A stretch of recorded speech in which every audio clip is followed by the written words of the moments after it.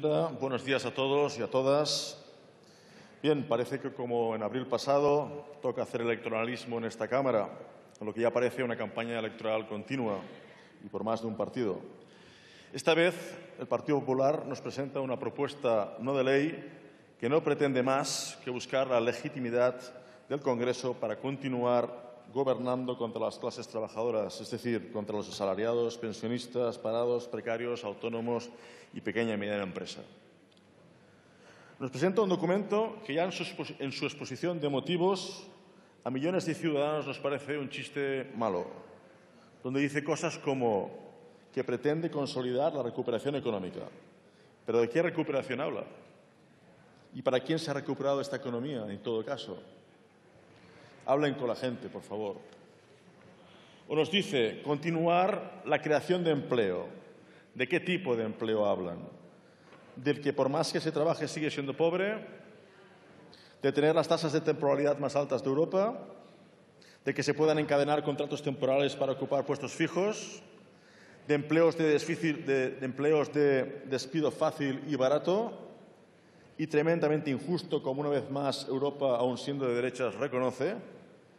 Pues no, desde Esquerra Republicana de Cataluña vamos a votar que no.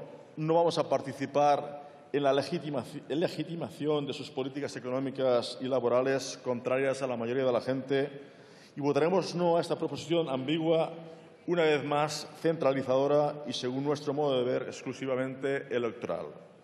Y decimos descentralizadora porque le recordamos que en el ámbito de las políticas activas de ocupación, la Generalitat de Cataluña tiene competencias exclusivas, de acuerdo con la especificidad de su mercado laboral y su propio modelo de políticas activas, por cierto, a las antípodas del suyo, basado principalmente en bonificaciones que solo hacen que vaciar la caja de la Seguridad Social. El papel del Estado, una vez definidos de forma genérica las líneas políticas, debería ser el de ampliar sus recursos a las comunidades y no recortarlos como se ha venido haciendo desde el 2008. Decimos también centralizadora porque una vez más y obsesivamente invade competencias de las comunidades autónomas. Por ejemplo, el reservarse un 50% del fondo para políticas propias del Estado, en este caso en la gestión de la garantía juvenil. Y decimos que es recentralizador porque dice que se va a crear un organismo independiente de nombre tragicómico, por cierto, que dice más o menos, no sé si sabré decirlo, un instituto estatal para el talento en el empleo, en competencias suficientes para evaluar de forma continua las políticas activas de empleo complementadas por todo. Bueno, el nombre es muy largo, pero en resumen quiere decir la creación de un organismo para evaluar competencias reservadas una vez más a las comunidades autónomas.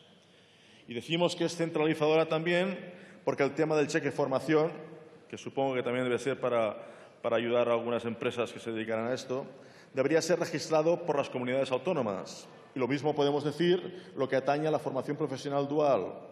La recentralización continúa en el apartado en el que se expone que se quiere reforzar la cartera común de los servicios públicos de empleo o la creación de un portal único que prosigue con un invento vincular la financiación a los resultados obtenidos, obviando que la inserción laboral no depende en exclusiva de la ejecución de las políticas activas de ocupación, ni muchísimo menos. Suban ustedes el salario mínimo interprofesional o deroguen las reformas laborales o inviertan en infraestructuras públicas con un claro retorno social y económico y, sin lugar a dudas, se van a encontrar una agradable sorpresa en las cifras de ocupación y en la calidad de la misma, si este fuera su objetivo. Y para finalizar, en cuanto a ampliar el programa de activación para el empleo, que ya estuvimos debatiendo aquí, nuestra opinión quedó muy clara en el pasado mes de abril, en este mismo atril, donde creo que también demostramos el fracaso de sus medidas de protección social. Lo que tiene que hacer en este punto concreto, a nuestro modo de ver, es menos proposiciones y, de una vez por todas, aumentar el número de personas que puedan acogerse a estas medidas y aumentar su cuantía. Y eso lo pueden hacer mañana mismo por decreto, que de esto saben ustedes mucho. Ya queda claro que en este punto tienen los votos de todos. Esquerra Republicana no votará en contra que las más de 100.000 familias que puedan recibir el pan y la sal, es decir, los 426 euros, no lo reciban, sino todo lo contrario. nos tendrán a su lado para ampliar la protección social siempre. En resumen, no a sus propuestas de políticas activas y sí a una proposición de aumento en cantidad y calidad del programa de activación de empleo. Muchas gracias. Muchas gracias, señor Duch. Por el Grupo Parlamentario Confederal de Unidos Podemos en Común Podem, en Marea, tiene la palabra.